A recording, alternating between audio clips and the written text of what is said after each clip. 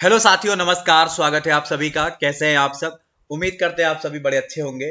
दोस्तों, आज के इस वीडियो में हम लोग बात करेंगे भारत में प्रथम को लेकर जो महत्वपूर्ण सवाल हम लोग कर रहे थे उसका भाग 2 आज आपके सामने करेंगे। और यहाँ पे हम लोग बेहद महत्वपूर्ण सवालों को लेकर चर्चा करेंगे। एक एक सवाल के विषय में आपको बढ़िया तरीके से बताया जाएगा। आइए, प्रथम सवाल आपके स्क्रीन पर आपको दिख रहा होगा। भारत की पहली परमाणु पनडुब्बी कौन सी मानी जाती है? भारत की पहली परमाणु पनडुब्बी आप आईएनएस चक्र को मानते हैं। इसके विषय में अगर आपको जानकारी नहीं है तो मैं आपको थोड़ा सा बता देता हूं, क्योंकि इंपॉर्टेंट सवाल है। इसे रूस ने 10 वर्ष की लीज पर भारत को दिया था। इसे 2012 में भारतीय नौसेना में शामिल किया गया। आईएनएस चक्र भारत की प्रथम परमाणु पनडुब्बी कही जाती है। समझ गए भाई? बड़ा इंपॉर्टेंट है। अगला सवाल रहेगा, प्रथम भारतीय परमाणु रिएक्टर कौन सा माना जाता है? प्रथम भारतीय परमाणु रिएक्टर जो है उसे क्या कहते हैं? उत्तर हो जाएगा अप्सरा। अगर आपको जानकारी बिल्कुल नहीं है तो जान लीजिएगा, भारत और एशिया के पहले न्यूक्लियर रिएक्टर को अप्सरा कहा जाता है। यह 4 अगस्त 1956 को भाभा एटॉमिक रिसर्च सेंटर के ट्राम्बे परिसर में बना था। पंडित जवाहरलाल नेहरू ने औपचारिक रूप से 20 जनवरी 1957 को इसका उद्घाटन किया। आप इसे याद रखेंगे। भारत की प्रथम महिला शासिका कौन मानी जाती है? तो इनके विषय में कौन नहीं जानता। भारत की पहली महिला शासिका के रूप में आप रजिया सुल्तान को जानते हैं। ये इल्तुतमिश की पुत्री थी और इनका जो टाइम पीरियड है वो 1236 से लेकर 1240 के मध्य माना जाता है। आप इसे अच्छे तरीके से याद रखें, भूलें बिल्कुल ना। ऑस्कर पुरस्कार प्राप्त करने वाली प्रथम भारतीय महिला कौन थी? ऑस्कर पुरस्कार प्राप्त करने वाली प्रथम भारतीय महिला भानु अथैया मानी जाती हैं। यहाँ पे आप इनको टिक कर सकते हैं। इनके विषय में आपको थोड़ी जानकारी अगर हम दे दें तो इनके जन्म और मृत्यु का समय 28 अप्रैल 1929 से लेकर 15 अक्टूबर 2020 तक का माना जाता है। 1982 में फिल्म गांधी के लिए कॉस्ट्यूम डिजाइन के लिए अकादमी पुरस्कार भी प्राप्त किया इन्होंने, ऑस्कर पुरस्कार। समझ गए? चलिए आगे बढ़ते हैं। स्वतंत्र भारत के प्रथम भारतीय गवर्नर कौन कहे जाते हैं? स्वतंत्र भारत के प्रथम भारतीय गवर्नर पूछा गया है। आपका उत्तर हो जाएगा सी राज गोपालाचारी। क्या नाम है? सी राज गोपालाचारी। इन्हें राजा जी के नाम से भी जाना जाता है। ये भारत के वकील, लेखक, राजनीतिक और दार्शनिक कहे जाते हैं। याद रखिएगा। स्टालिन पुरस्कार जीतने वाला प्रथम भारतीय पुरुष कौन माना जाता है? तो स्टालिन पुरस्कार जीतने वाला प्रथम भारतीय पुरुष जब भी आपसे पूछेगा तो आपको क्या नाम याद रखना है? सैफुद्दीन किचलू का नाम आपके दिमाग में रहना चाहिए। ए ऑप्शन पे जो लिखा हुआ है यहाँ पे आपका सही और करेक्ट आंसर है ये, और ये माने जाते हैं। इनका जन्म पंजाब के अमृतसर में 15 जनवरी 1888 में हुआ था। इन्हें 1952 में स्टालिन शांति पुरस्कार दिया गया। प्रथम भारतीय उपग्रह कौन सा था? प्रथम भारतीय उपग्रह आप आर्यभट्ट को मानते हैं। किसको मानते हैं? आप आर्यभट्ट को मानते हैं। इसके विषय में आपको हम थोड़ी बहुत जानकारी अगर दे दें तो आर्यभट्ट को 19 अप्रैल 1975 को लॉन्च किया गया था। इसका वजन 360 किलोग्राम था।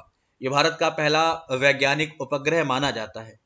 इतना आपको याद रखना है। अंतरिक्ष में पहुंचने वाला प्रथम भारतीय कौन माना जाता है? अंतरिक्ष में पहुंचने वाला प्रथम भारतीय राकेश शर्मा जी माने जाते हैं। तो यहां पे आपको अच्छे से याद रखना है इनका नाम, राकेश शर्मा, भूलना बिल्कुल नहीं है। इनके विषय में आपको बता दें, जिन्होंने सोवियत इंटर कोस्मोस कार्यक्रम के साथ 3 अप्रैल 1984 को उड़ान भरी थी। ये आपको याद रखना है। चलिए आगे बढ़ते हैं। भारत सरकार ने इन्हें अशोक चक्र से भी सम्मानित किया है। भारत का पहला विमान वाहक पोत कौन सा माना जाता है? भारत का पहला विमान वाहक पोत आईएनएस विक्रांत माना जाता है। तो यहां पर आप इसे क्या करिए, टिक कर लीजिए, आपके लिए इंपॉर्टेंट है। 4 मार्च 1961 में पहली बार भारतीय नौसेना ने देश का पहला विमान वाहक आईएनएस पोत के रूप में शामिल किया। इस पोत ने भारतीय नौसेना की ताकत में बहुत ज्यादा इजाफा किया। और आपको मालूम होना चाहिए 1965 और 1971 के भारत पाक युद्ध में पाकिस्तान सेना में खौफ पैदा करने का काम भी इसी ने किया। नेक्स्ट, अंतरराष्ट्रीय न्यायालय में प्रथम भारतीय न्यायाधीश कौन थे? याद रखिएगा, बड़ा इंपॉर्टेंट किरदार है इनका। हम बात नागेंद्र सिंह के विषय में कर रहे हैं। डॉक्टर नागेंद्र सिंह। इनके विषय में आपको हम अगर थोड़ी जानकारी दे दें तो इनका जन्म 18 मार्च 1914 में राजस्थान में हुआ था। इनकी मृत्यु 11 दिसंबर 1988 नीदरलैंड में हुई थी। बड़ा इंपॉर्टेंट है। भारत की प्रथम महिला सांसद कौन मानी जाती हैं? भारत की प्रथम महिला सांसद के रूप में राधाबाई सुब्बरायन का नाम आप लेते हैं, तो यहां पे आपका जो आंसर होगा वो आपका सी करेक्ट है, और ये आपको ठीक तरीके से याद रखना है। 1938 में राधाबाई सुब्बरायन आपने सुना होगा निर्विरोध राजपरिषद के लिए चुनी गई। नेक्स्ट, शांति स्वरूप भटनागर पुरस्कार जीतने वाली प्रथम भारतीय महिला कौन मानी जाती है? बड़ा इंपॉर्टेंट नाम है असीमा चटर्जी का। आप यहाँ पे चाहें तो लिख सकते हैं, नीचे कमेंट बॉक्स में आपको जो भी आंसर आते हो वो लिख दिया करिए आप लोग। ये भारतीय रसायन शास्त्री मानी जाती हैं। इन्होंने जैव रसायन के क्षेत्र में भी काफी काम किया है। 1961 में इन्होंने रसायन विज्ञान के क्षेत्र में शांति स्वरूप भटनागर पुरस्कार को प्राप्त किया है 1961 में। भारत की प्रथम पूर्वकालिक महिला वित्त मंत्री कौन मानी जाती है? तो आपने नाम सुना होगा निर्मला सीतारमण का, यहाँ पे आपको टिक कर लेना है। और आपकी जो निर्मला सीतारमण है ये भारत की पहली पूर्वकालिक महिला वित्त मंत्री कही जाती हैं या मानी जाती हैं। सितंबर 2017 से मई 2019 तक ये रक्षा मंत्री भी थी। ये भारतीय जनता पार्टी से संबंधित है और पार्टी की राष्ट्रीय प्रवक्ता भी रह चुकी हैं। भारत में पहली मेट्रो ट्रेन कहां पर चली थी? तो कोलकाता की बात यहां पे हम लोग लेकर आएंगे। कोलकाता को पहले टिक कर देते हैं, उसके बाद इसके विषय में आपको हम बता देते हैं। कोलकाता मेट्रो पश्चिम बंगाल की राजधानी कोलकाता में एक भूमिगत रेल प्रणाली है। इसे मंडली रेलवे का स्तर प्रदान किया गया है। यह भारतीय रेल द्वारा संचालित है। 1984 में आरंभ हुई यह भारत की प्रथम भूमिगत और मेट्रो प्रणाली मानी जाती है। चलिए, राष्ट्रीय कृषि और ग्रामीण विकास बैंक नाबार्ड की प्रथम महिला अध्यक्ष कौन थी? बड़ा इंपॉर्टेंट रहेगा आपके लिए और आपको जानकारी है। उत्तर हो जाएगा रंजना कुमार। क्या हो जाएगा भाई? रंजना कुमार। इसको आप अच्छे से याद रखिएगा। आइए आगे बढ़ते, अगला महत्वपूर्ण सवाल। और इनका जन्म जो है 1945 में हुआ था। नेक्स्ट आइए, गोल्डन ग्लोब अवार्ड जीतने वाले प्रथम भारतीय पुरुष कौन थे? गोल्डन ग्लोब अवार्ड जीतने वाले प्रथम भारतीय पुरुष कौन थे? राजेश खन्ना, राज कपूर, ए.आर. रहमान और प्रकाश पादुकोण। तो यहां पे जो आपका उत्तर होगा वो आपका ए.आर. रहमान होगा। क्या होगा भाई? आपका ए.आर. रहमान होगा। आपको जानकारी इनके विषय में होनी चाहिए। ये भारतीय फिल्मों के प्रसिद्ध संगीतकार हैं। इन्होंने मुख्य रूप से हिंदी और तमिल फिल्मों में संगीत दिया है। इनका जन्म 6 जनवरी 1967 को चेन्नई में हुआ था। इन्हें गोल्डन ग्लोब अवार्ड से 2009 में सम्मानित किया गया। गोबी रेगिस्तान पार करने वाली प्रथम भारतीय महिला कौन थी? गोबी रेगिस्तान पार करने वाली प्रथम भारतीय महिला के रूप में आप किसका नाम लेते हैं? तो बड़ा इंपॉर्टेंट रहेगा आपके लिए। क्या आंसर होगा भाई? आपके पास ऑप्शन लिए दिखे हैं, आप इन्हें देखे बताएं। मेहर मूसा, सुचेता, मैरी लीला राव या जयंती पटनायक। उत्तर हो जाएगा सुचेता कंधेटकर। यहाँ पे आप देख पा रहे होंगे और बड़ा इंपॉर्टेंट नाम है इनका, याद रखिएगा। इनका नाम लिम्का बुक ऑफ रिकॉर्ड्स में भी दर्ज है। नेक्स्ट आइए, दादा साहब फाल्के अवार्ड जीतने वाली प्रथम भारतीय महिला कौन मानी जाती हैं या कौन कही जाती हैं? दादा साहब फाल्के की बात हम लोग यहाँ पे कर रहे थे। आपको आंसर थोड़ा सा ध्यान से बताना है। चलिए, यहां पे आपका आंसर क्या हो जाएगा? देविका रानी। नाम आपने सुना होगा, समझ गए?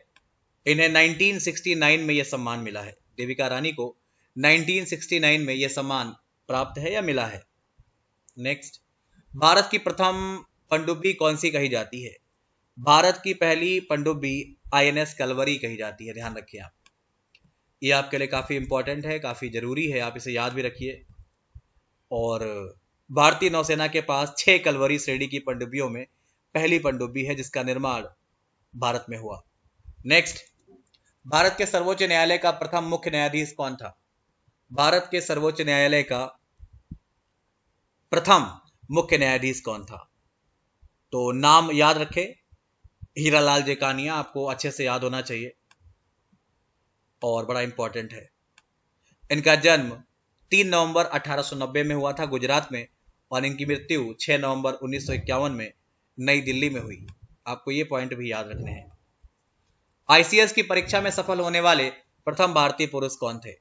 आईसीएस की परीक्षा में सफल होने वाले प्रथम भारतीय पुरुष के रूप में आप सत्येंद्र नाथ ठाकुर का नाम लेते हैं। बड़ा इंपॉर्टेंट रहेगा आपके लिए, इनमें से ये सही है। चलिए इनके विषय में आपको हम थोड़ी जानकारी दे दें तो ये लेखक, संगीतकार, भाषाविद और समाज सुधारक भी कहे जाते हैं। समझ गए आप? तो यहाँ पे आप इसको क्या करिए, टिक कर लीजिए। और यहाँ पे बाकी चीजें आपको क्लियर हैं। स्वतंत्र भारत का प्रथम नौसेना अध्यक्ष कौन माना जाता है? स्वतंत्र भारत का पहला नौसेना अध्यक्ष किसे माना जाता है? तो नाम हो जाएगा इनका यहाँ पे, क्या हो जाएगा भाई? राजेंद्र सिंह, आरडी कटारी, एस मुखर्जी। तो यहाँ पे आपका उत्तर है आरडी कटारी। ध्यान रखेंगे आप, बड़ा इंपॉर्टेंट नाम है आपके लिए। ठीक है भाई। और इनके विषय में अगर आपको हम जानकारी दे दें तो ये 1958 से लेकर 1962 तक भारत के नौसेना अध्यक्ष रहे हैं। ओलंपिक खेलों में पदक जीतने वाली प्रथम भारतीय महिला कौन मानी जाती हैं? ओलंपिक खेलों में पदक जीतने वाली कर्णम मल्लेश्वरी। आपको पता होना चाहिए इनके विषय में। ये भारत की महिला भारोत्तोलक है। बड़ा इंपॉर्टेंट नाम है इनका भी। सिडनी 2000 ओलंपिक में कर्णम ने ये कारनामा कर दिखाया था। इन्हें आयरन लेडी कहा जाता है। संघ लोक सेवा आयोग की प्रथम महिला अध्यक्ष कौन मानी जाती हैं? 24 नंबर सवाल रहेगा। संघ लोक सेवा आयोग की प्रथम महिला अध्यक्ष रोज मिलियम बैथ्यू। इनका नाम आपको याद रखना है, बहुत इंपॉर्टेंट रहेगा। इनका कार्यकाल 1992 से लेकर 1996 तक रहा है। आप इसे याद रखिए। भारत की प्रथम जल विद्युत परियोजना कौन सी मानी जाती है? भारत की पहली जल विद्युत परियोजना शिव समुद्रम कही जाती है। बड़ा इंपॉर्टेंट रहेगा, यहाँ पे आप ए कर सकते हैं, आपके लिए इंपॉर्टेंट भी है, जरूरी भी है। और कर्नाटक मैसूर में स्थित ये परियोजना है जिसके विषय में आपको जानकारी होना चाहिए। ठीक है भाई। और सन 1902 में भारत की सबसे पहली जल विद्युत परियोजना शिव समुद्रम को स्थापित किया गया था। इस तरीके से हमने 50 महत्वपूर्ण सवाल आपके समक्ष में प्रस्तुत कर दिए हैं जो इस टॉपिक से आपके एग्जाम में आते हैं और आप गलत कर देते हैं। उम्मीद है आप गलतियां नहीं करेंगे। कुछ और बातें कर ली जाएं तो अगर आपने अभी तक अनअकैडमी ज्वाइन नहीं किया है तो ज्वाइन कर लीजिए। नीचे वीडियो के डिस्क्रिप्शन में मुझे फॉलो करने का लिंक है जहां से आप मुझे फॉलो भी कर सकते हैं। वहां पे आप मेरी पेड क्लास और फ्री क्लास दोनों कर सकते हैं। दोनों के लिए सेम कोड आपको यूज करना है, दीपक सिंह YT10। और वहां पे आपको बहुत सारे मेरे आने वाले बैच मिलते हैं, बहुत सारे चल रहे बैच मिलते हैं और बहुत सारे जो बैच बीत चुके हैं उनका आप रिकॉर्डिंग भी देख सकते हैं। और आपका कंप्लीट सिलेबस होता है, डाउट क्लियरिंग क्लास होती हैं, बहुत सारे नोट्स मिलते हैं। तो हर एक चीज़ आपके लिए यहाँ पे उपलब्ध है। इसका फ़ायदा आप जरूर उठाएं। और ये आपके प्लस के नॉर्मल से चार्ज हैं जिनको देकर आप प्लस ज्वाइन कर सकते हैं पेड क्लास, जहाँ पर आपको डिटेल में पढ़ाया जाता है। फिलहाल के लिए इतना ही। जल्द मुलाकात करेंगे किसी नए टॉपिक को लेकर। धन्यवाद, नमस्कार, बाय बाय।